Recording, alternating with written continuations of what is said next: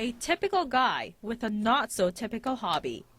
Meet Deek Diedricksen, whose passion for carpentry has become a career. I build micro cabins or micro shelters, for a variety of purposes. Microhouses made out of junk materials. Everything, well not everything, 96.28% is made out of recycled curbside materials. I mean, even the wood, these were all part of forklift pallets in the past. Old frying pans, a drum cymbal, a dryer vent, 6-panel pine doors and poplar doors that someone was throwing out, a French door, which is an awesome shape that I'll use for something, free bed, a sink for a future Vermont cabin. After reading architect Lester Walker's book, Diedricksen fell in love with architecture at the age of 10. The first Nintendo came out.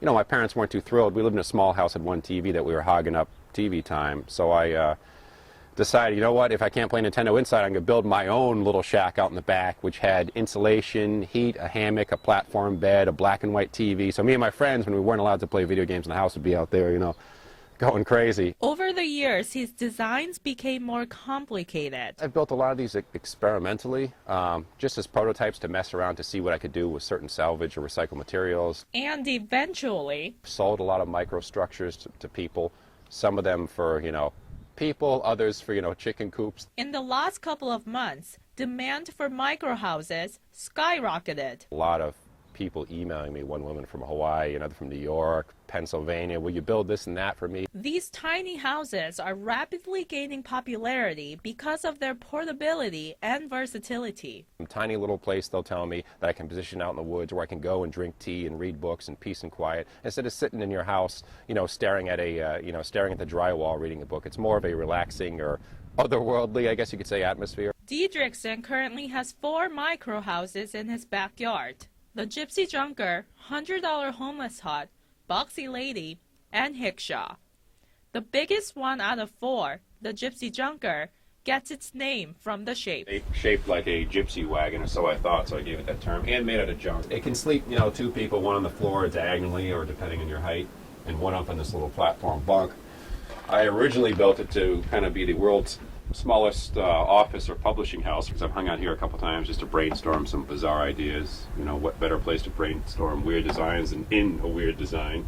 So my head is almost touching here. Yeah, I can do this and touch both sides. So what's the dimension of this house? It's about 4 by 6 feet. A lot of these I build with the intention of having them, or having the ability of being able to slip them into the trailer I own. Even in such a small space, decorations don't disappoint. These are wine bottles that you run through a tile saw, and you can just, cut out matching holes size-wise and insert them in there, and you kind of have some cool colored light coming through here. / storage. My sister-in-law does pet portraits. Stuff I find at yard sales.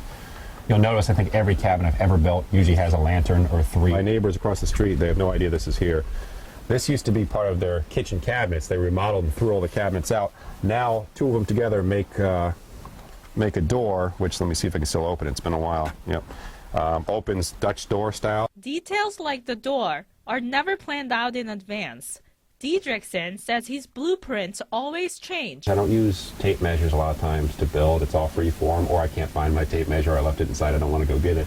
So I kind of just lie down. I'm like, all right, it's long enough for me to sleep in. Good enough. Deek's wife, Liz, says she supports his hobby that's now grown so big. He's definitely extremely creative, so I don't know. I like seeing how he reuses different things, and just how his mind works is fascinating to me. His final products serve as family entertainment tools as well. Playing in the backyard with the kids. Jonas had his first camp out in one of the structures, and he had a ball. This fun hobby also makes you think how else you can recycle. To waste and throw away all this stuff, especially here in America, I just try to put forth some ideas where people, even if I reach out to 1 or 2 people or inspire 1 or 2 people to save some of their belongings instead of throwing them out and repurpose them into some structure, who knows?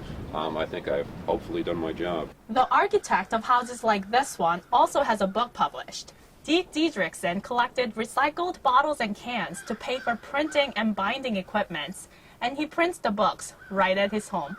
In Stoughton, I'm Yoojin Cho for BUTV 10.